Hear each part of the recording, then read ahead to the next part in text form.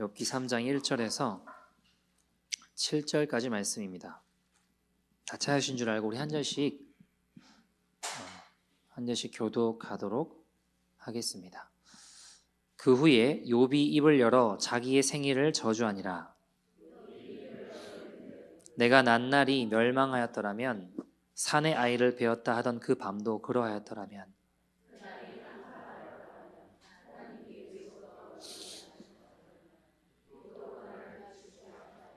어둠과 죽음의 그늘이 그날을 자기의 것이라 주장하였더라면 구름이 그 위를 덮었더라면 흑암이 그날을 덮었더라면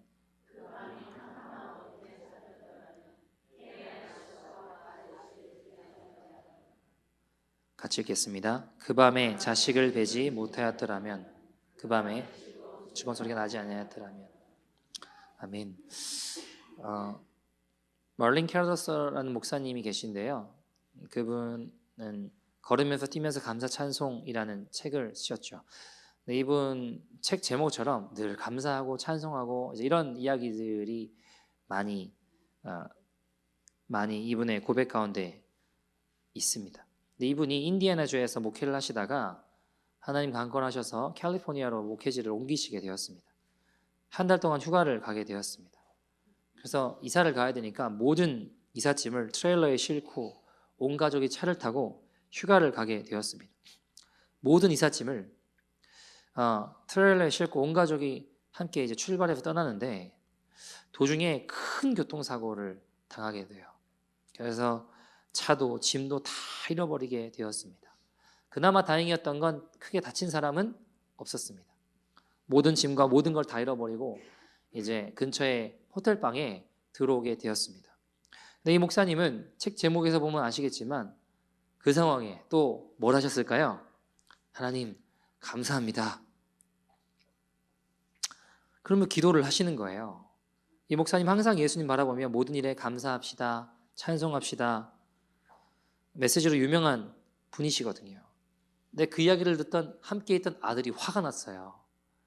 아니 도대체 지금 뭐가 감사하냐고, 뭐가 찬송이 나오냐고, 우리는 지금 우리 식구들 지금 바보 같다고, 지금 짐이고 뭐고 가진 모든 것이 다 쓰레기더미로 변하지 않았냐고, 자동차도 날라갔고 휴가도 망쳤고 우리 갈 데도 없다고 지금.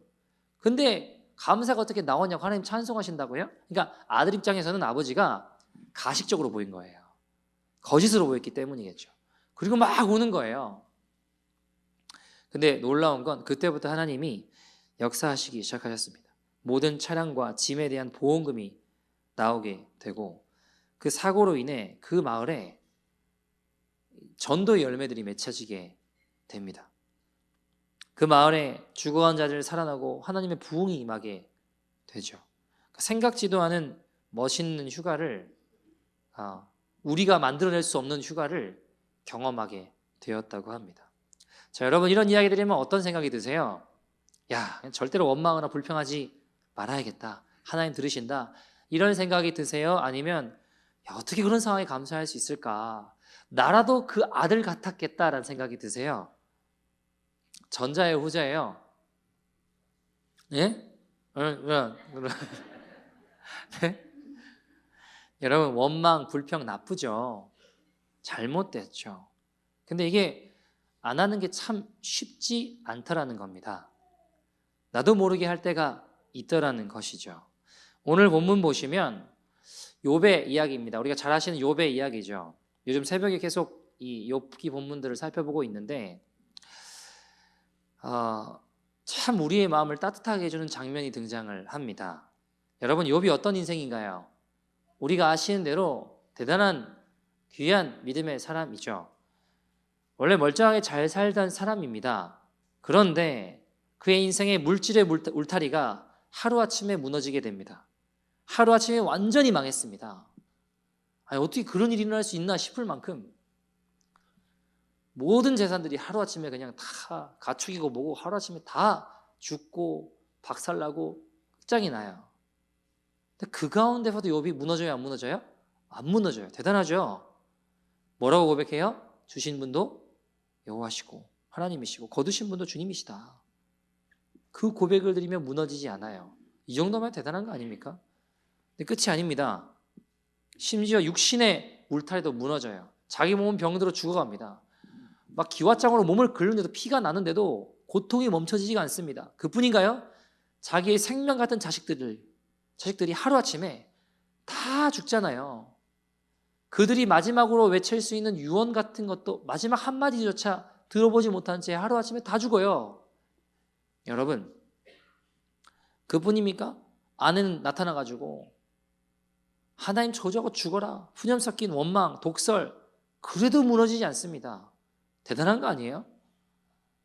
근데 만약 계속 그냥 그렇게 그는 믿음을 지키고 살았더라 라고 한다면 우리가 대단하다, 존경한다 라고 말할 수는 있지만 뭔가 나와는 뭔가 너무 많이 동떨어진 사람인 것 같지 않으세요? 어떻게 생각하세요? 근데 오늘 본문에 보시면 욥기 1장과 2장의 이 내용들을 지나 3장으로 오시면 우리의 마음을 좀 따뜻하게 해주는 말씀이 등장합니다. 어떤 이야기인가요? 3장 전체가 욥의 탄식입니다. 원망입니다. 오늘 본문은 특별히 자기 출생에 대한 탄식입니다. 1절에서 3절 말씀 같이 한번 읽어볼까요? 시작. 그 후에 욥이 입을 열어 자기의 생일을 저주하니라. 욥이 입을 열어 이르되 3절 내가 난 날이 멸망하였더라면 산의 아이를 베었다 하면 그 밤도 그러하였더라면 그냥 없었으면 그날이 멸망하고 없었으면 내가 안 태어났으면 좋았을 거 아닌가. 누구를 향해 원망하는 걸까요? 하나님 향해 하는 거예요. 여러분, 내가 안 태어났으면 이런 고통 안 당했을 거냐는 거 아닙니까? 하나님을 향한 울분이 있는 것 같아요. 그 탄식, 그 원망이 느껴지십니까? 여러분 오늘 다 읽진 않았지만 3장을 쭉 한번 뒤로 갈수록 더해요. 집에 가서 3장 천천히 한번 읽어보십시오. 야, 욥도 우리의 마음이 조금 그래도 위로가 되는 말씀이 등장하죠. 여러분 만약 욥이 이런 상황에서도 주님께 감사합니다, 찬양합니다 이러면 우리가 욥을 존경스럽다라고 이야기할 수 있지만 나랑은 다른 종자 같고 나랑 다른 그냥 차원의 사람 같지 않으십니까? 근데 오늘 욥의 본문은 욥의 모습을 통해 욥도 마음에 이렇게 무너짐이 있을 수 있었구나. 욥도 이렇게 무너짐이 있었구나 하는 생각, 마음들이 우리 마음에 들 수 있죠. 어떤 분들은 이렇게 이야기하는 분들이 있습니다. 하나님의 큰 은혜를 받으면 남들이 경험하지 못한 큰 은혜를 경험하면 원망하지 않을 수 있다고. 과연 그럴까요? 저는 좀 다른 부분인 것 같아요. 은혜는 은혜고 고난은 고난이지 않을까라는 생각을 해요. 왜냐하면 여러분 한번 예를 들어볼게요. 출애굽기 16장으로 가보시죠. 출애굽기 16장 가시면 이스라엘 백성들의 이 원망에 대한 이야기가 나오거든요. 한번 같이 한번 읽어볼까요? 16장 1절에서 8절까지인데요. 2절부터 읽어보시죠. 2절부터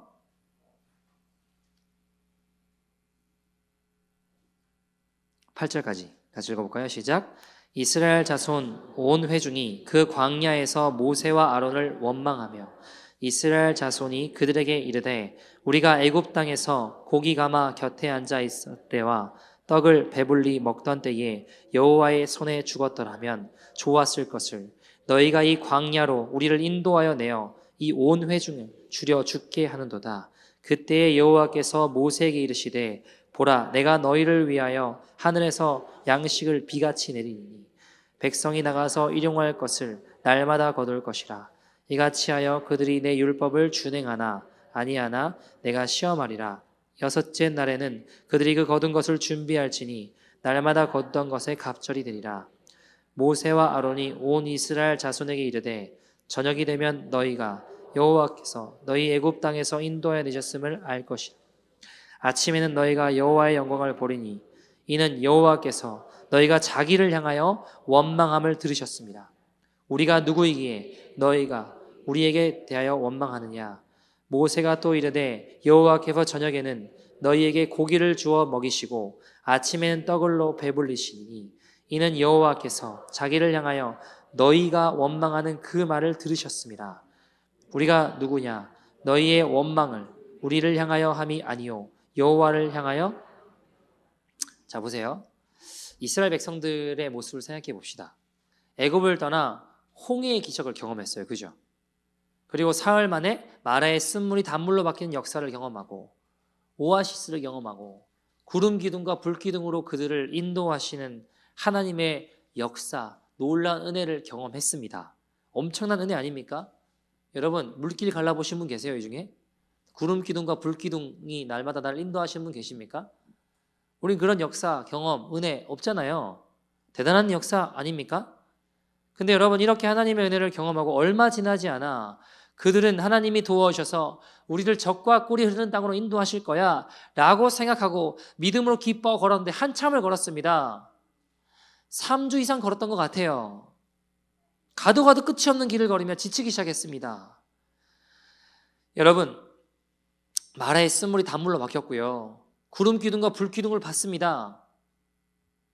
홍해의 기적을 경험했습니다. 하나님의 능력과 하나님 함께 하심을 보고도 그들은 지금 16장에 출애굽기 16장에 어떤 태도를 취하나요? 원망과 불평. 지금 원망이 다 되게 많이 등장하거든요. 원망을 그런 은혜를 경험하고 어떻게 원망을 하냐라고 생각하신다면 여러분 이게 좀 다른 부분일 수 있지 않을까라는 생각이 들어요. 사람이요 말을 하지 않아서 그렇지 몸이 불편하고 피곤한 건 누구나 힘든 거예요. 배가 고프면요 누구나 힘들고 걸었는데 아무리 걸어도 끝이 없이 계속 걸어야 된다고 하면 뭔가 어디까지 가면 목적지가 이게 보이는 게 아니라 계속 가도 끝이 없어요. 지칠까 안 지칠까요? 지쳐요. 은혜를 받았고 하나님의 놀라운 은혜를 경험했기 때문에 그 다음부터 경험하는 고난들은 고난처럼 여겨지지 않을 만큼 힘이 나는 게 아니더라고요. 우리 모두가 공감할 수 있을지 모르겠습니다. 예를 들어 볼게요. 제가 5일 동안 금식 기도를 하겠다라고 결정을 했어요. 자, 기도원에 올라가기 전에 정말 배가 터지도록 숨쉬기가 곤란할 정도로 5일치를 미리 다 먹었다고 칩시다. 그럼 올라가서 금식 기도하면 5일치 미리 먹었으니까 배 안 고파요? 이해되세요? 무슨 말인지? 하루만 지나면 배고파요. 하루만 지나면 5일치를 정말 토할 정도로 먹는다고 해도요. 야, 난 진짜 더 음식이 생각이 안 나. 뭐 음식 끔찍해. 라고 금식 기도로 올라가면 5일 동안 배 안 고프냐고요. 고파요, 하루만 지나면. 여러분 5일치 먹었다고 해서 5일 동안 든든하게 기도할 수 있는 게 아니더라고요. 제가 집에서 배가 고픈데 고기가 먹고 싶다 해서 삼겹살을 사서 삼겹살을 정말 배가 터지도록 엄청나게 먹었습니다. 배가 불러 움직일 수 없을 만큼 먹었다고 칩시다. 한 3일치 삼겹살은 다 먹은 것 같아요. 생각만 해도 끔찍하고 싫어요. 근데 한 3일 지나고 난 다음에 제가 아내한테 너무 배고프다고 삼겹살 좀 먹었으면 좋겠다라고 하면 야, 어떻게 3일 전에 그렇게 먹어놓고 또 그런 말씀을 하시냐고 이렇게 이야기할까요? 이렇게 얘기해도 칩시다. 그러면 아내의 말이 맞는 거예요? 제 말이 맞는 거예요? 아니 3일치 정도 삼겹살 배 터지도록 먹으면 3일 뒤에는 배 안 고파요? 3일 지나서 삼겹살 또 먹고 싶다고 하면 어떻게 사람이 그럴 수 있냐? 라고 제 아내가 그렇게 말하진 않겠지만 그렇게 말을 했다면 아내 말이 맞는 거예요? 또 배고프다는 제 말이 맞는 거예요? 여러분 아무리 은혜를 받았어도 큰 은혜를 경험했어도 배고픈 건 배가 고프더라고요. 피곤하고 외로워서 옛날 생각나는 거 어쩔 수 없는 거더라고요. 양식이 떨어져서 불안하면 이제 뭘 먹냐 걱정이 되는 거 있더라고요. 근데 출애굽기 16장의 백성들은요 오늘 이 말씀에 보면 원망이라는 단어가 되게 많이 나오거든요. 왜 우리를 애굽에서 죽게 하지 광야로 데리고 와서 여기서 죽게 하냐 이 이야기입니다. 애굽에서 우리 그래도 고기 먹었다고 근데 왜 여기 데려와가지고 여기서 죽게 만드냐 이 말입니다. 여러분 오늘 본문의 욥의 입장 한번 생각해 봅시다. 입장 바꿔놓고 생각해 보자고요. 하루아침에 자기가 평생 동안 정직하게 벌어왔던 모든 재물이 다 거두어져요. 그것도 견디기 쉽지 않잖아요. 근데 이게 끝이 아니에요. 여러분 어떤 일이 벌어져요? 하루아침에 내 생명 같던 내 모든 자식들이 빠짐없이 다 아무 소리 한마디 남기지 못한 채 죽어요. 종들도 죽어요. 내 몸도 성한 곳이 없습니다. 피부병으로 온몸에 피가 철철철철 흘러가며 죽어요.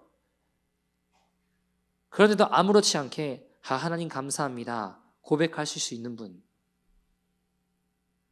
여러분, 어쩌면 오늘 욥의 탄식과 원망이 우리의 모습은 아닐까요? 내가 똑같은 고난을 겪진 않는다고 해도, 욥까지는 아니어도 우리가 직면해 있는 이해되지 않는 어려움들, 정말 나름대로 참고 참으려 했지만 나도 모르게 터져나오는 원망과 탄식의 순간들이 우리에게 없으시냐는 겁니다. 이런 절망의 순간에 우리 하나님께서 너 터져나온 그 원망을 보시며 나한테 원망했지, 한탄했지 하고 벌 주시는 그런 분이 아니시더라는 겁니다. 여러분, 우리 하나님은 우리의 고난과 고통을 외면하시는 분이 아니라 통감하시는 분이십니다. 저는 이 원망에도 종류가 있다고 생각합니다. 두 가지로 나눠진다고 생각해요. 여러분, 사람도 말을 할 때 그 말의 의도가 되게 중요하잖아요. 그죠? 예를 들어 어떤 분이 너무너무 힘들어요. 비즈니스도 안 되고 인생이 뭔가 막히고 너무너무 힘들어서 정말 죽고 싶다라는 말을 했다 치죠. 그러면 여러분, 그 말의 의도는 그냥 진짜 죽겠다라는 게 아니라 죽을 만큼 힘들다, 위로가 필요하다는 이야기 아닙니까? 근데 그 말을 놓고 어떻게 무엄하게 그런 말을 내뱉냐고, 하나님이 무섭지도 않냐고, 두렵지도 않냐고 라고 이야기한다면, 자, 그 말이 사실일지언정 그 말이 정말 그 삶에, 그 인생에 도움이 될 만한 이야기는 아닌 것 같아요. 여러분, 표현이 정확할 수는 있겠지만 고난 가운데 있는 사람들에게 하는 표현이, 비록 고난 가운데 하는 그 내가 죽겠다라는 표현이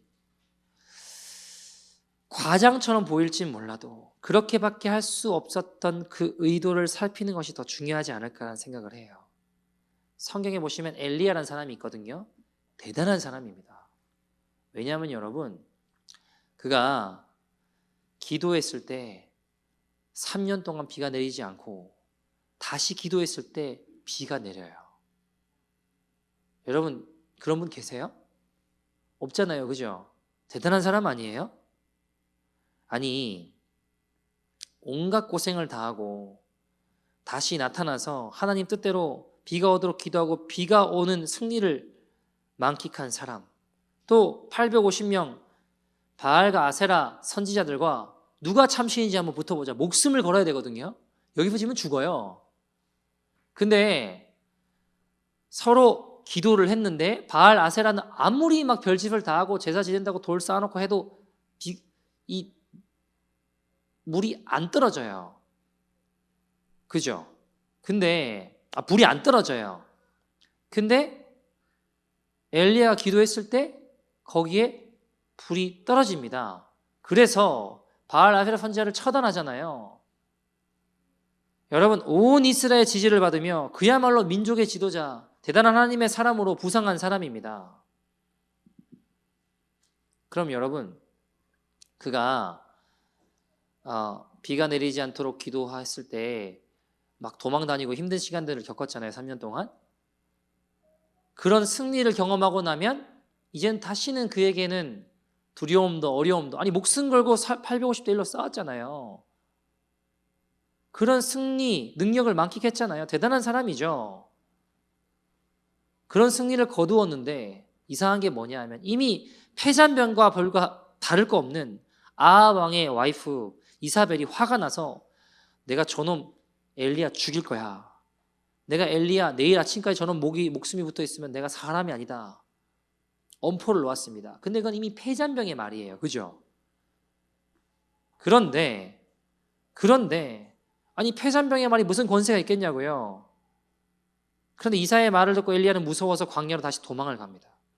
하루길을 채 걷지 않아 믿음의 거장 엘리야, 하나님의 능력을 경험하고 하나님 함께 하심을 경험했던 그 엘리야가 이렇게 고백합니다. 열왕기상 19장 4절 같이 한번 읽어볼까요?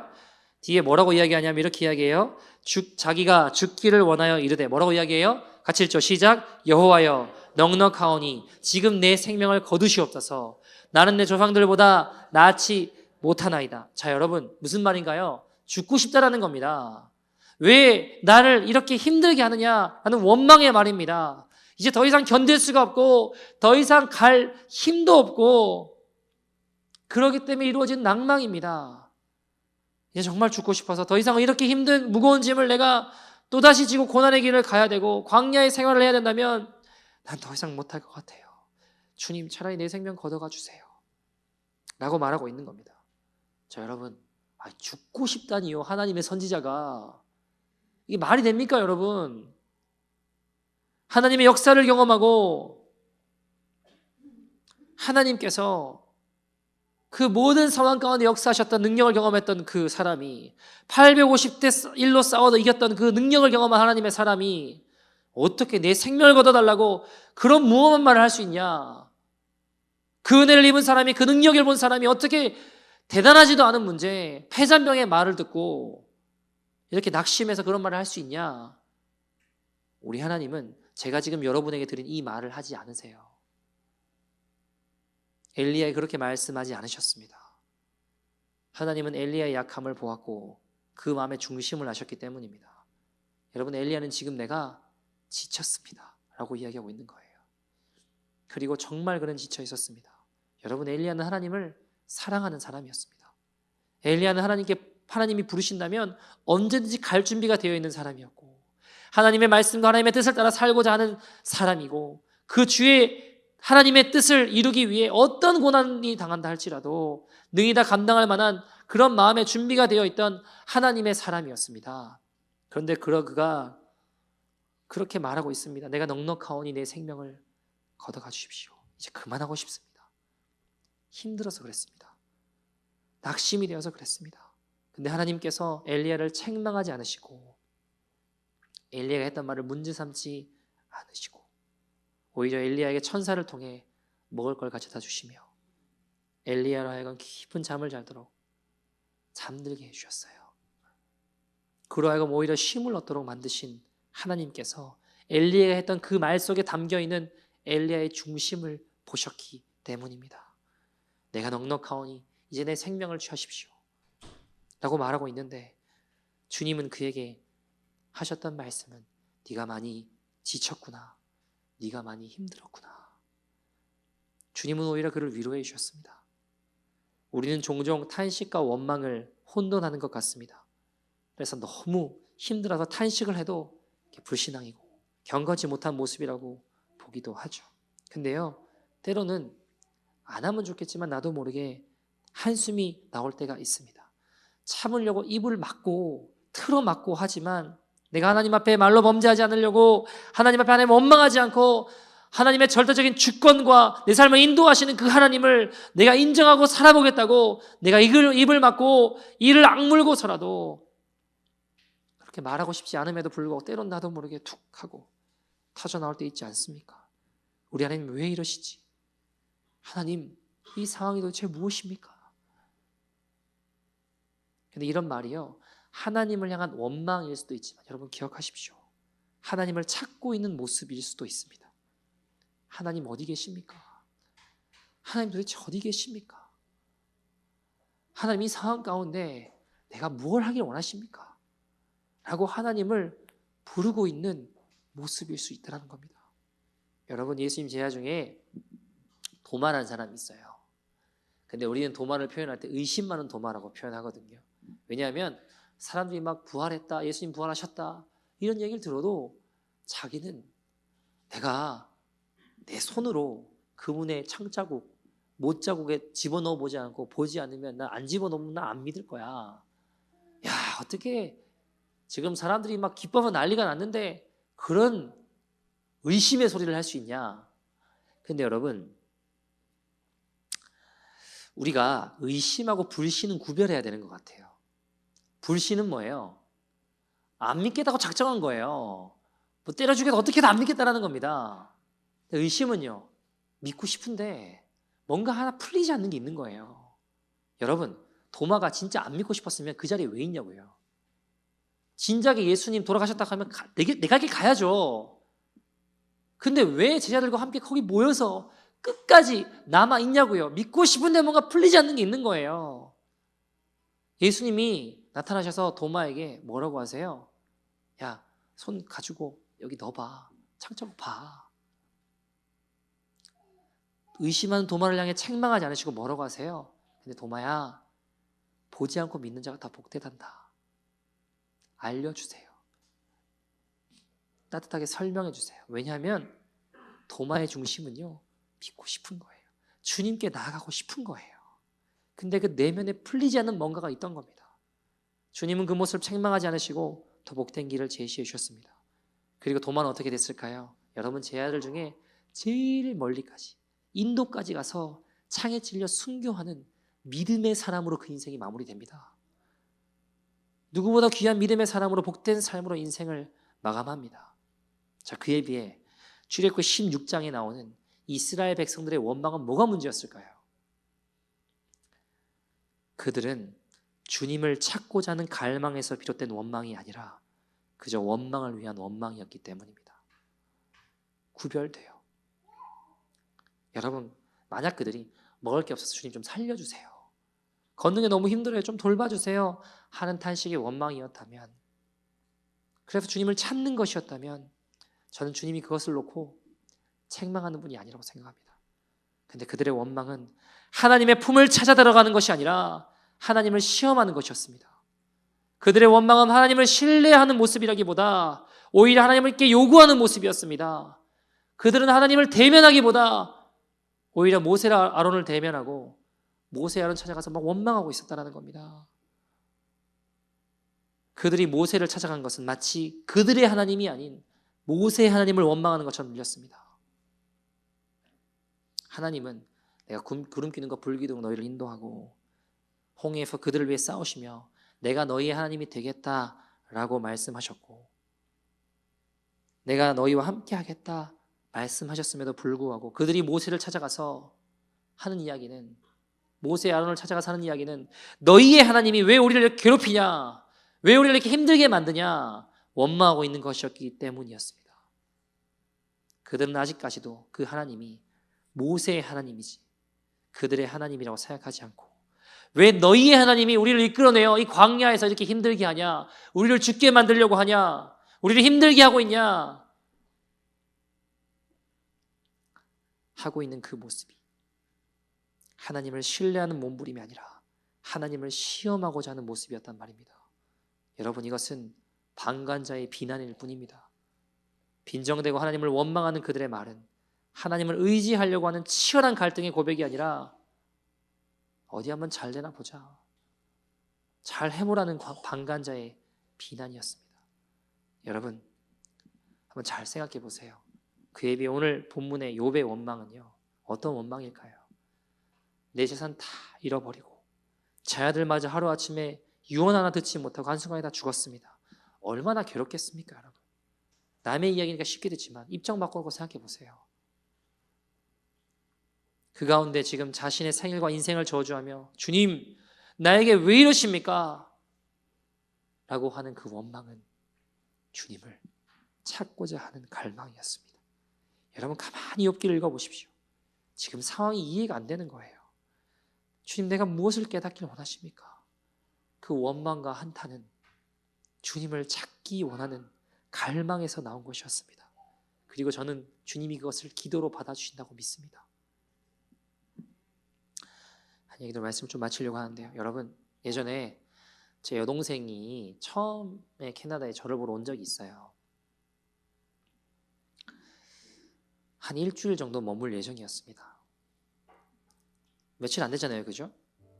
동생이 제 기억이 맞으면 그때 미국에서 교환학생, 어학연수 같은 거 하고 돌아가기 전에 저를 보러 이제 왔다가 한 일주일 정도 머물고 한국으로 돌아갈 예정이었습니다. 며칠 안 머무는 그 며칠 사이에 제 인생에 아주 천청병력 같은 일이 일어났습니다. 제가 웬만큼 제 여동생이 수진이가 아프다고 해서 안 놀래요. 왜냐하면 너무 죽을 고비를 많이 넘겼기 때문에 뭐 백혈병, 뇌종양 뭐 다 겪었잖아요.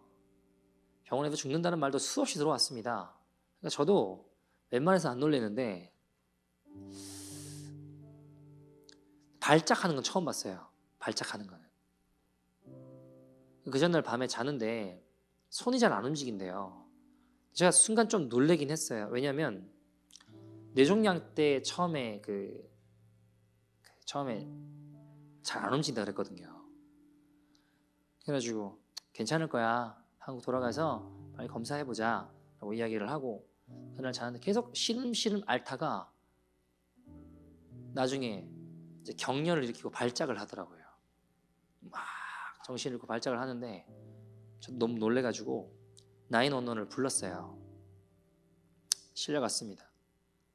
하루 동안 계속 막 헛소리를 하더라고요. 막 집에 보내달라고 막 소리 지르고 깨어나서 막 이틀간 기억이 없었어요. 목요일이었는데 토요일, 왜 토요일이에요? 지금 의식 돌아왔는데 왜 오늘 토요일이냐고 물어보더라고요. 여러분 미국에서 뭐 1년 넘게 거의 멀쩡하게 있던 아이가 캐나다에 일주일 있다 가는데 그 안에 갑자기 죽을 뻔했어요.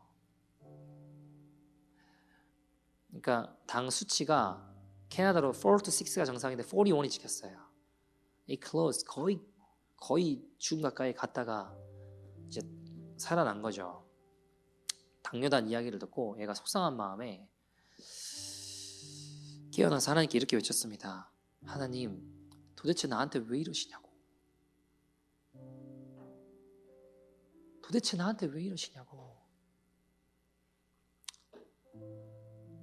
어릴 때 백혈병이었어요. 커버 뇌종양이었어요. 이젠 그것도 모자라서 당뇨라니요. 내가 뭘 도대체 그렇게 잘못했습니까? 내가 도대체 무슨 죄를 그렇게 많이 졌길래 나한테 왜 이러시냐고.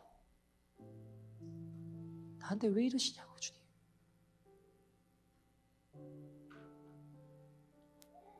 그리고 막 울더라고요. 하나님을 향한 원망이었습니다. 그 앞에 제가 어떤 위로의 말도 할 수 없더라고요. 야 수진아, 하나님 너를 향한 놀라운 계획이 있어. 하나님 너를 향한 큰 뜻이 있어. 위로가 안 돼요 여러분. 그런 말 위로가 안 돼요. 그때는 그냥 같이 울어줬어요. 기도해주고.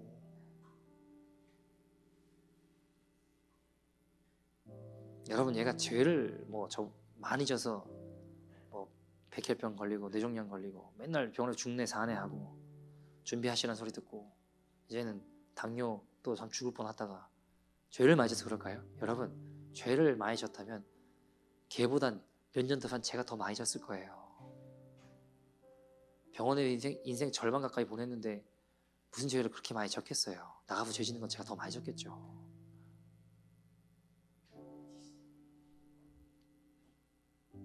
하나님을 향해 막 항변하고 있는, 타인식하고 원망하고 있는 그 아이에게 제가 어떤 말도 할 수가 없더라고요. 울고 있는 그 아이가 주님 앞에 그렇게 원망하고 있는 그 아이에게 주님이 말씀하셨습니다. 주님, 수진아, 너는 내가 주는 사랑이면 충분하지 않니? 라고 물어보셨어요. 내가 너를 너무 사랑해서 내 하나뿐인 아들의 목숨을 너를 위해 내어주었단다. 죽게 할 만큼 내가 너를 사랑한다. 그 사랑이면 충분하지 않니? 하나님 이렇게 좀 약간 동문서답 하시는 분 같아요.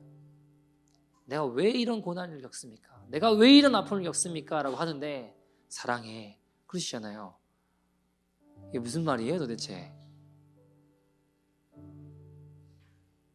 내 이 고난에 대한 이유를 알려주세요. 내가 뭘 깨닫길 원하세요? 사랑해. 동문서답 같지 않나요? 근데 여러분 놀라운 건 내가 너를 향한 사랑이면 충분하지 않니? 라는 말씀에 이 아이가 울음을 그치고 잠잠해지더라고요. 가만히 있더라고요. 가만히 있다가 하는 이야기가 주님, 저는 주님 사랑이면 충분하다라고 고백했지만 어떨 때는 주님보다 새 신발이 더 좋고요. 주님보다 새로 가방 사는 게 더 좋아요. 아이가 학창 시절에 병원에 있다 보니까 좀 부러웠는가 봐요. 가방 메고 학교고 신발 신고 학교 가는 애들이. 이해가 돼요, 저는. 근데 그러면서 애가 하나님 앞에 기도하더라고요. 하나님, 그 마지막의 고백은 주님 사랑이면 충분합니다. 주님의 사랑이 내 백혈병보다, 주님의 사랑이 내 뇌종양보다, 주님의 사랑이 당뇨보다 크십니다. 주님의 사랑이 더 크십니다. 그 사랑이면 충분합니다. 사랑하는 여러분, 그 원망이 주님을 찾는 것이라면 그것은 은혜 안에 있는 삶입니다. 우리의 모습, 사랑하는 여러분, 우리의 모습은 어떠신가요? 하나님 왜 이러십니까? 하나님 하신 약속들은 어디로 가고 나를 여기에 두십니까? 하는 그 말이 다른 어떤 것도 의지할 수 없어서 하나님의 품을 파고드는 모습이십니까? 아니면 하나님 신뢰함 없이 그저 원망을 위한 원망으로 빈정대는 모습이십니까? 하나님을 지금 너무너무 찬양하고 싶고 너무너무 예배하고 싶고 하나님 너무너무 높이고 싶은데 하나님 지금 제 마음이 상해서 그럴 수가 없습니다.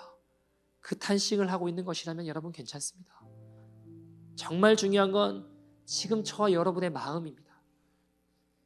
여러분 정말 하나님을 원하십니까? 정말 하나님이 그리우십니까? 여러분 정말 하나님 신뢰하고 하나님밖에는 도움이 없는데 하나님밖에는 의지할 분이 없는데 왜 이분이 지금 내 상황 가운데 내 고난 가운데 침묵하시는 것처럼 느껴질까? 그래서 섭섭하고 안타깝고 그래서 원망스러우신 겁니까? 그러면 괜찮습니다. 여러분 조금 더 기다리셔도 됩니다.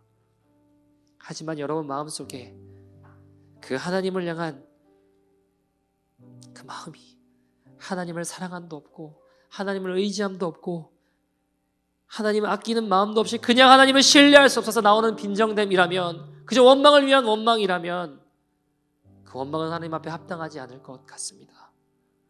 여러분 저는 교회를 향해서도 마찬가지라고 생각합니다. 교회를 보면서 느끼는 답답함이나 비난 그 때로는 그 비판 속에 우리의 눈물이 묻어 있어야 된다는 말입니다. 하나님 왜 이러십니까? 하나님 교회가 어찌 이렇게 되었습니까? 그 안에 우리의 눈물이 들어가 있지 않고 교회를 향해 하는 그 원망이 그 눈물이 없다면 여러분 우리의 마음을 살펴보아야 된다는 말입니다. 내가 지금 무슨 뜻으로 무슨 마음으로 이 말을 하고 있는지 그 중심을 살펴보아야 한다는 말입니다. 말을 했는가 하지 않았는가가 중요한 것이 아니라 어떤 말을 했는가가 중요한 게 아니라 그보다 더 중요한 것은 지금 내가 하나님을 열망하고 있는가? 내가 지금 하나님을 갈망하고 있는가? 하나님을 갈망해서 너무 갈망해서 화가 나고 하나님을 열망해서 분노하고 하나님을 열망해만 낙심한 것이라면 여러분 괜찮습니다. 여러분 어떠십니까? 많은 분들이 삶이 참 힘들고 아파하고 그래서 너무 섭섭하고 하나님 너무 원망스러워도 하나님이 유일한 나의 도움이시고 너무 하나님을 간절히 원하고 있기 때문에 오히려 그래서 더 화가 나고 그렇다면 여러분 저는 그 마음을 조금은 이해할 수 있을 것 같습니다. 사랑하는 여러분 탄식이라도 좋으니까 원망이라도 좋으니까 하나님을 찾으십시오. 하나님을 놓지 마십시오. 하나님을 붙잡으십시오. 그 하나님을 놓기 시작해서 우리의 원망이 빈정됨이 되고 우리의 원망이 미움으로 변하기 시작할 때 우리는 심각한 병에 든 것입니다. 우리의 탄식이 우리의 원망이 주님을 향한 목마름이 되기를 소원합니다. 함께 이 찬양하고 기도했으면 좋겠는데요. 주가 보이신 생명의 길 함께 찬양했습니다. 주가 보이신 생명의 길 나 주님과 함께 상한 마음을 들이며 주님 앞에 나가리 나의 의로움이 되신 주 그 이름 예수 나의 길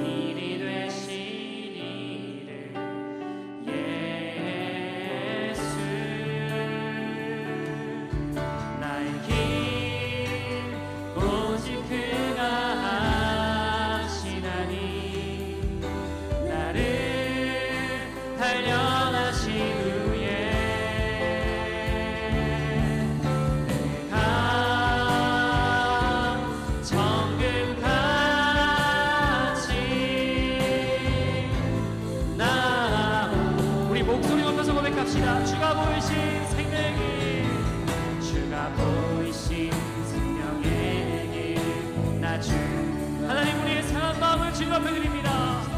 하나님, 나의 심령에 무너진 마음 가지고 주님 앞에 이 시간 나아갑니다.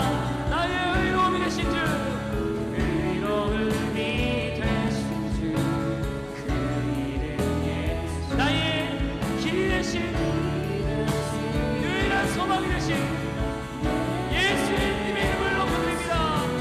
나의